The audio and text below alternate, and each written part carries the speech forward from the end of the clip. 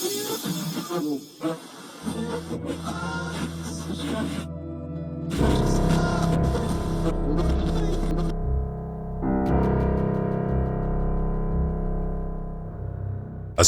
warahmatullahi wabarakatuh. Salam sejahtera bagi kita semua.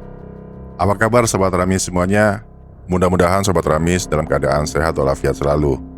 Jumpa lagi dalam channel paling horor di radio misteri. Pada episode kali ini, saya akan membacakan sebuah kisah misteri yang dikirim oleh Dharma yang menceritakan pengalamannya saat ikuti setan dari stasiun Bogor. Nah, seperti apakah kisahnya? Sebelum itu, saya ingatkan kembali kepada Sobat Rami semua untuk selalu mensupport channel Radio Misteri dengan subscribe, like, dan share.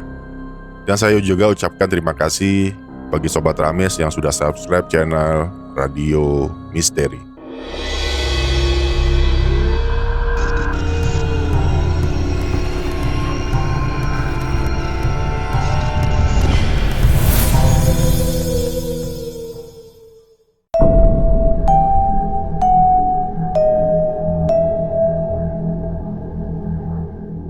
Sobat Ramis, semenjak diangkat menjadi asisten manajer di sebuah perusahaan yang melayani jasa ekspor-impor, Dharma sering kali pulang larut malam.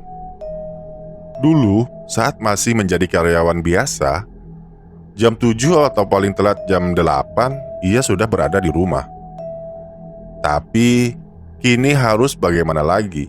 Seluruh pekerjaan anak buahnya harus ia periksa satu persatu untuk bahan laporan kepada atasannya. Dharma yang berkantor tidak jauh dari stasiun Cawang, Jakarta, selalu mengandalkan kereta listrik atau KRL sebagai transportasi untuk pulang dan pergi ke kantor. Selain murah, juga bebas dari macet. Itulah kelebihan dari KRL, transportasi umum sejuta umat. Dharma tinggal di daerah Bogor, tepatnya di Bogor Utara. Jadi, kalau dari arah Jakarta, lokasi perumahannya berada sebelum kota Bogor. Stasiun yang terdekat dari rumahnya adalah stasiun Cilebut. Satu stasiun sebelum stasiun Bogor. Walaupun jarak antara rumah dan kantor sangat jauh, tapi dengan naik kereta, waktu dan ongkos jadi sangat efisien dan murah. Nah, Sobat Ramis, menurut cerita Dharma, saat mengalami peristiwa mengerikan itu terjadi saat ia ketiduran di dalam kereta karena ia terlalu capek. Jadi ceritanya, saat itu ia naik kereta dari stasiun Cawang sekitar pukul 10 malam. Ia duduk di gerbong bagian belakang karena pintu keluar di stasiun Cilebut lebih dekat dari gerbong belakang. Karena sudah tidak bisa lagi menahan kantuknya, akhirnya Dharma tertidur saat kereta masih berada di daerah Lenteng Agung. Sebenarnya Dharma sudah sangat terbiasa tidur di kereta dan selalu terbangun saat mendekati stasiun tempatnya turun. Namun, kali ini mungkin karena terlalu lelah, Dharma tertidur sampai ke stasiun Bogor. Stasiun terakhir KRL jurusan Jakarta Bogor. Saat sedang tidur pulas itu, tiba-tiba ada suara dari seorang laki-laki yang cukup membuatnya kaget dan terbangun. Mas, bangun mas, kereta sudah kosong, kata lelaki itu yang ternyata petugas kebersihan kereta. Astagfirullah, ucap Dharma kaget sambil mengucek-ngucek matanya. Lah, emang bapak mau kemana? Tanya petugas itu. Saya harusnya turun di stasiun Cilebut, pak, jawab Dharma berat. Tanpa berkata apa-apa lagi, petugas kebersihan itu pergi begitu saja, meninggalkan Dharma yang masih terduduk di bangku kereta. Setelah kesadarannya pulih, Dharma lalu turun dari kereta. Suasana di stasiun Bogor sudah sangat sepi. Hanya ada beberapa orang petugas kereta api saja yang tampak, dan itu pun jauh darinya. Dharma mencari kereta yang akan berangkat ke Jakarta. ia melihat satu persatu kereta yang akan berangkat ke Jakarta. Saat sedang mencari-cari kereta yang akan berangkat, ia teringat petugas kebersihan yang membangunkannya tadi. Tapi, setelah memperhatikan di sekitar area stasiun, Dharma tidak menemukan orang itu. Singkat cerita, akhirnya Dharma pun naik ke dalam kereta jurusan Jakarta dan duduk menunggu jadwal keberangkatan. Ia duduk di gerbong paling depan karena ia akan turun di stasiun Cilebut yang pintu keluarnya berada di sebelah utara. Sambil menunggu, Dharma kembali mencari-cari petugas kebersihan yang membangunkannya tadi. Ia penasaran, kok cepat sekali orang itu pergi? Mungkin orang itu sudah pulang, pikir Dharma. Ia lalu mengeluarkan HP-nya dan membunuh kejenuhannya dengan membuka-buka sosmed. Sebentar-sebentar Dharma melihat ke arah depan dan ke belakang gerbong. Ia melihat ada dua orang penumpang, yang satu duduk di gerbong bagian tengah dan yang satunya lagi duduk di gerbong paling belakang. Memang kereta balik ke Jakarta kondisinya selalu kosong di jam-jam seperti ini, karena kereta itu penuh di saat pagi sampai sore saja. Dharma kembali melihat HP-nya dan melihat-lihat isi sosmednya. Baru beberapa detik ia melihat HP-nya, tiba-tiba petugas kebersihan yang tadi membangunkannya sedang menyapu lantai kereta di dekatnya. Dharma kaget bukan kepalang melihat orang itu tiba-tiba ada di dekatnya sedang menyapu. Jantung Dharma deg-degan karena kaget melihat petugas kebersihan itu tiba-tiba ada di dekatnya. "Dari mana saja, Pak? Kaget saya, tiba-tiba Bapak muncul di sini," sapa Dharma. Orang itu hanya menoleh sebentar ke Dharma dan tersenyum tanpa berkata sepatah kata pun. Lalu orang itu melanjutkan pekerjaannya. Dharma yang merasa sedikit aneh melirik memperhatikan orang itu sedang menyapu. Setelah kagetnya hilang, Dharma kembali melanjutkan melihat-lihat sosmednya. Singkat cerita, tak lama kemudian terdengar suara dari pengarah suara stasiun bahwa kereta jurusan Jakarta akan segera diberangkatkan. Bapak yang sedang menyapu tadi buru-buru turun dari kereta sebelum pintu otomatisnya tertutup. Dharma menyaksikan kalau bapak petugas kebersihan itu turun dari kereta, dan tak lama kemudian kereta pun berangkat. Di perjalanan, Dharma berusaha menahan kantuknya agar stasiun tujuannya tidak terlewat seperti sebelumnya. Dharma mencari kesibukan agar dirinya tidak tertidur lagi di kereta itu. Ia melihat ke sana kemari sambil bernyanyi-nyanyi kecil sebagai sarana penghilang rasa ngantuk. Tak lama kemudian, jalan kereta mulai melambat, menandakan kalau kereta sebentar lagi sampai di stasiun tujuan. Dharma pun bersiap-siap untuk turun. Ia berdiri mendekati pintu, dan tiba-tiba ia melihat petugas kebersihan tadi ada di gerbong belakang sedang menyapu. Tubuh Dharma tiba-tiba merinding sampai ke ubun-ubun karena ia melihat orang itu ada lagi di gerbong belakang yang berdiri membelakanginya. Antara takut dan penasaran, Dharma turun dari kereta. Ia tidak langsung keluar stasiun. Dharma berdiri dulu di peron menunggu kereta yang ia naiki tadi berangkat. Dharma bermaksud mempertegas apakah petugas kebersihan itu adalah orang yang sama yang membangunkannya tadi.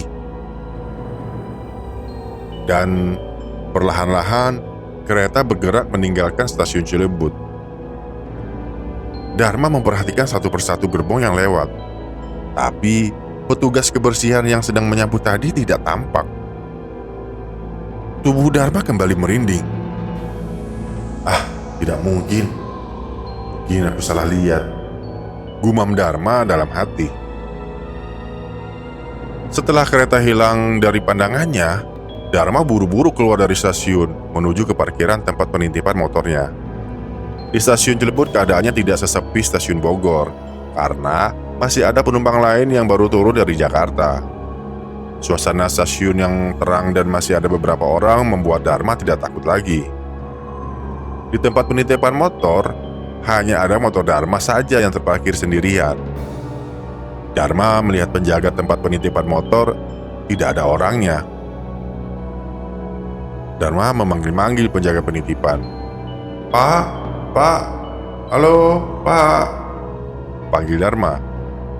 Karena tidak ada yang menyaut, Dharma coba mencari si penjaga ke belakang. Biasanya jam segini, yang menjaga penitipan suka tidur-tiduran, dan mungkin ia ketiduran. Nah, sampai di belakang, Dharma tidak menemukan orang yang ia cari. Dharma lalu kembali lagi ke depan. Mungkin penjaganya sedang ke warung, pikir Dharma.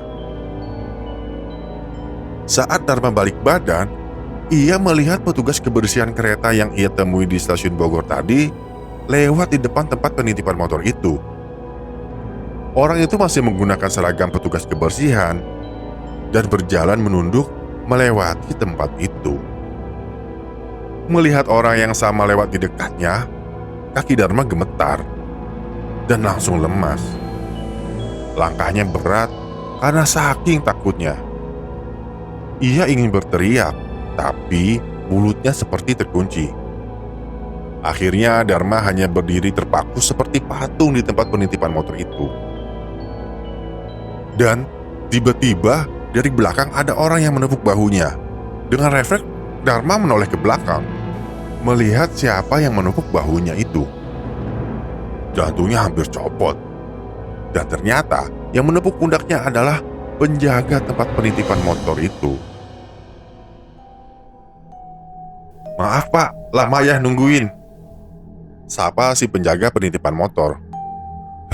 Aduh mas, jangan ngagitin kayak gitu dong," jawab Dharma sedikit kesal.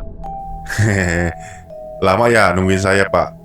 Tadi saya ke kamar mandi dulu Pak," ucap penjaga itu cengengesan. Singkat cerita, setelah membayar sewa penitipan motor, Dharma langsung tancap gas pulang ke rumahnya yang jaraknya sekitar 10 menit dari stasiun Cilebut. Sampai di rumah, istri Dharma bertanya, "Kenapa Dharma kok pulangnya terlambat?" Gak seperti biasanya. Dharma lalu menceritakan kejadian yang dialaminya dari stasiun Bogor sampai stasiun Cilebut tadi.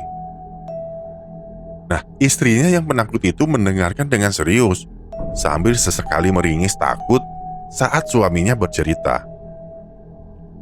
Berhubung malam semakin larut, Dharma yang terlihat sangat lelah itu mengajak istrinya menuju ke peraduan. Nah, baru saja Dharma memejamkan matanya, tiba-tiba istrinya membangunkannya. Pak, bangun Pak," kata istrinya berbisik. "Ada apa Mah?" "Shh, coba dengerin deh Pak," kata istrinya sambil memegangi tangan Dharma. Dharma yang baru saja terlelap ikut memasang telinga mencari suara seperti yang dikatakan oleh istrinya. Nah, sayup-sayup terdengar suara orang sedang menyapu di samping kamar mereka. "Siapa yang menyapu tengah malam begini?" kata istri Dharma. "Coba aku intip dulu ya," sahut Dharma. Perlahan, Dharma bangun dari tempat tidurnya dan menuju ke arah jendela kaca di kamarnya. Dengan sangat hati-hati, Dharma menyingsingkan kain gorden jendelanya dan melihat keluar. Dan suara sapu itu pun seketika berhenti. Lama Dharma mencari-cari siapa orang yang menyapu itu, tapi ia tidak menemukan seorang pun sedang menyapu. "Gak ada siapa-siapa di luar," kata Dharma kepada istrinya. Dharma dan istrinya kembali melanjutkan tidur mereka. Tapi tak berapa lama, suara orang sedang menyapu itu terdengar lagi. Istri Dharma kembali membangunkan suaminya dan menyuruh Dharma melihat siapa orang yang sedang menyapu itu.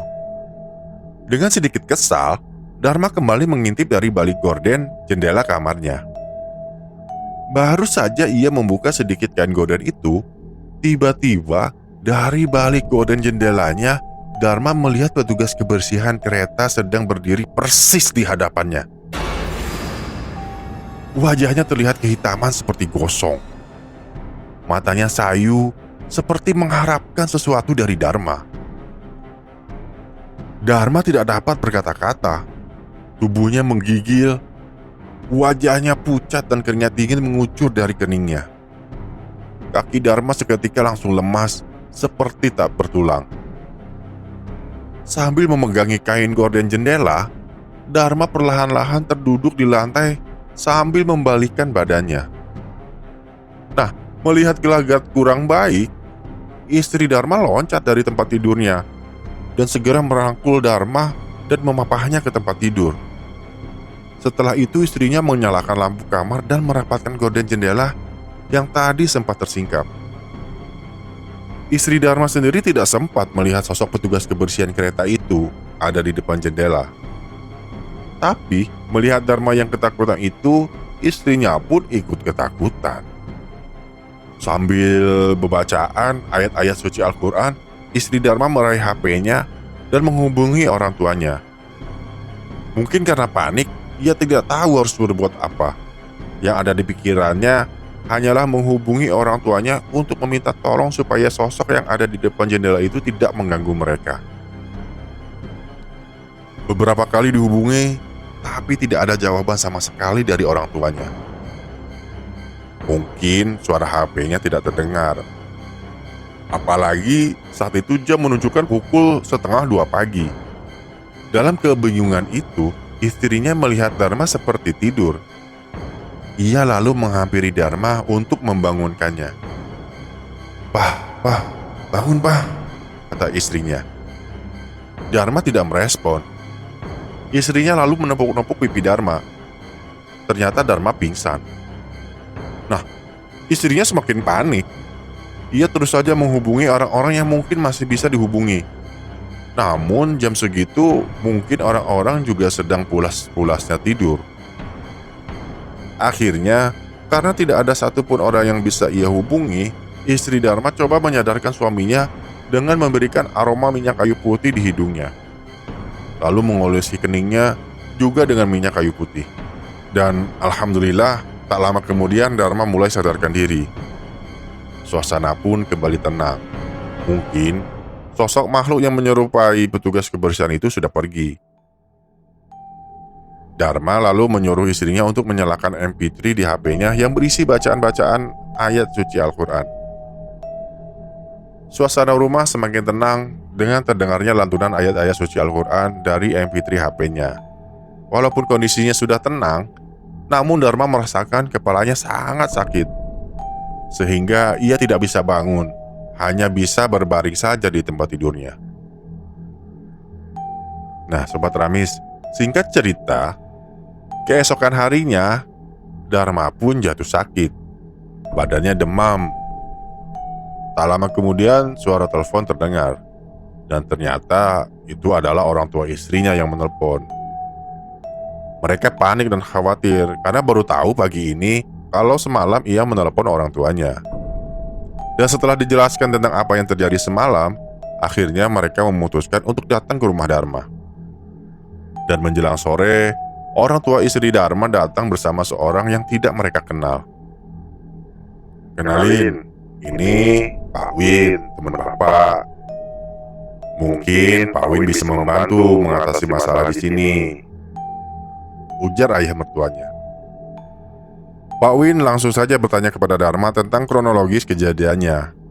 Dan setelah dijelaskan, Pak Win lalu meminta segelas air putih dan ia membacakan doa pada air tersebut. Setelah selesai berdoa, Pak Win menyuruh Dharma untuk meminum sebagian air di gelas. Dan selebihnya Pak Win menyuruh ayah mertuanya menyipratkan di sekeliling rumah Dharma. Setelah meminum air yang sudah didoain itu, tubuh Dharma seketika pulih seperti sedia kala. Demam dan sakit kepalanya hilang. Dharma lalu bertanya kepada Pak Win, "Sebenarnya apa yang terjadi, Pak?" tanya Dharma. Belum sempat Pak Win bercerita, tiba-tiba dari dapur terdengar suara piring yang dibanting. Pak Win, Dharma, dan ayah istrinya spontan berlari ke arah dapur. Begitu sampai di dapur, mereka melihat pecahan piring kaca berserakan di lantai. Di situ terlihat istri Dharma sedang berdiri menatap dengan tajam orang-orang yang ada di situ. Matanya merah dan tajam menatap Pak Win yang juga menatapnya. Di tangannya sebuah pisau dapur siap dihujamkan kepada siapa saja yang mendekat. "Bagi kau orang tua tak berguna, pergi!" kata istri Dharma dengan suara parau dan penuh kemarahan. Pak Win tidak bergeming di hadapan istri Dharma yang sedang kemasukan setan itu. Pak Win lalu berdoa dalam hati, dan setelah itu Pak Win mendekati istri Dharma dan dengan sigap mengambil pisau dapur yang ada di genggamannya dengan tangan kiri. Kemudian tangan kanannya memegang kepala istri Dharma sambil meniupnya. Istri Dharma meronta. Tubuhnya kejang dan tak lama istri Dharma pun jatuh terduduk di lantai. Ayahnya dan Dharma membantu Pak Win memegangi tubuh istrinya. Mereka berjaga-jaga, takut kalau tiba-tiba istrinya meronta lagi. Tapi sepertinya jin yang merasuki tubuhnya sudah pergi. Dharma dan ayah mertuanya lalu membopong istrinya keluar dari dapur yang sempit itu. Pak Win lalu memberi istri Dharma air minum yang sudah didoain, dan setelah itu istri Dharma pun mulai tenang. "Ya sudah, setannya sudah pergi. Saya mohon pamit ya," ujar Pak Win. "Tadi itu apa, Pak?" tanya Dharma penasaran. "Ah, bukan siapa-siapa. Hanya jin iseng aja," jawab Pak Win santai. "Hah? Bagaimana kalau jin itu balik lagi, Pak?" tanya Dharma lagi. "Insya Allah enggak," jawab Pak Win. "Nah Dharma, tolong ibadahnya ditingkatkan lagi ya, supaya kita terhindar dari hal-hal buruk seperti tadi," tambah Pak Win menasihati Dharma dan istrinya. Rasa takut dan penasaran masih menyelimuti Dharma dan istrinya. Namun, Pak Win enggan bercerita banyak mengenai jin yang mengganggu mereka. Tapi benar apa yang dikatakan oleh Pak Win. Sejak peristiwa itu, mereka tidak lagi menemui hal-hal aneh di rumah mereka. Nah, Sobat Ramis, demikianlah kisah yang dikirimkan oleh Dharma, yang dimana ia diikuti oleh setan dari stasiun Bogor. Terima kasih sudah mendengarkan kisah ini. Sampai jumpa lagi pada kisah-kisah horor selanjutnya. Wassalamualaikum warahmatullahi wabarakatuh.